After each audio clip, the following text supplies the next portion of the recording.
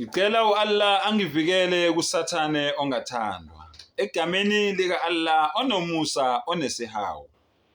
Assalamu alaikum wa rahmatullahi wa barakatuh.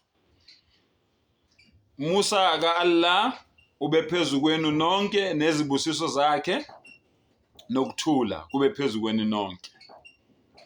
Bafowethu, lento le ithi ngithi mina engiyenzayo kanye nabanye esiyenzayo ukuvezela abantu amaqiniso afihlekile abantu akade bengawazi.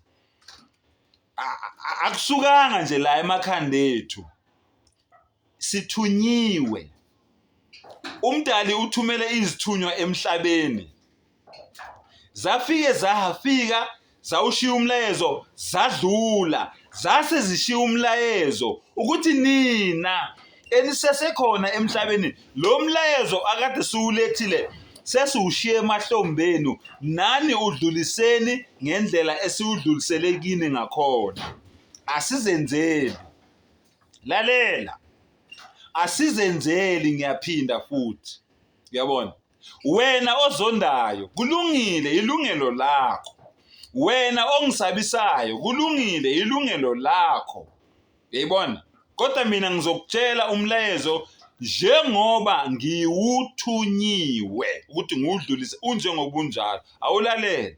Matthew 10 verse 16. Ukubonisa ukuthi lento eniyenzayo ayingithusi na kancane.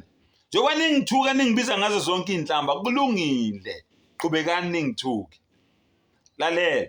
Matthew 10 verse 16. Bhekani ngiyanithuma njengezimvu phakathi kwezimpisi. Allahu Akbar. Ngakho ke hlakaniphani njengezinyoka nibe mnene njengamajuba. 17.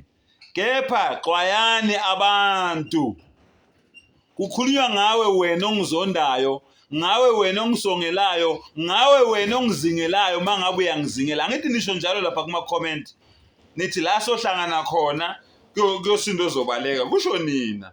Kukhulunywa ngawe ke la. Lalela kuthiwani.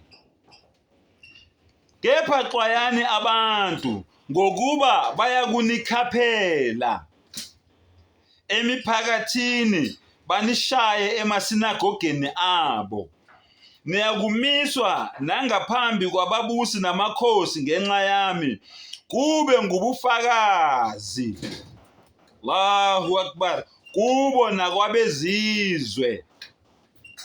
Kepha kuyakuthi nxa benikhaphela ningakhathazeki ngokuthi niyakukhuluma kanjani nokuthi niyakuthini ngokuba niyakuphiwa ngaso leso sikhathi eniyakukhuluma.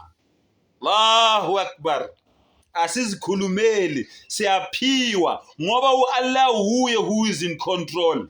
Uyo control inhliziyo yami, uyo control umqondo wami ukuthi ngikhulume ngithini kini. Angizikhulumeli mina into ephuma kimi.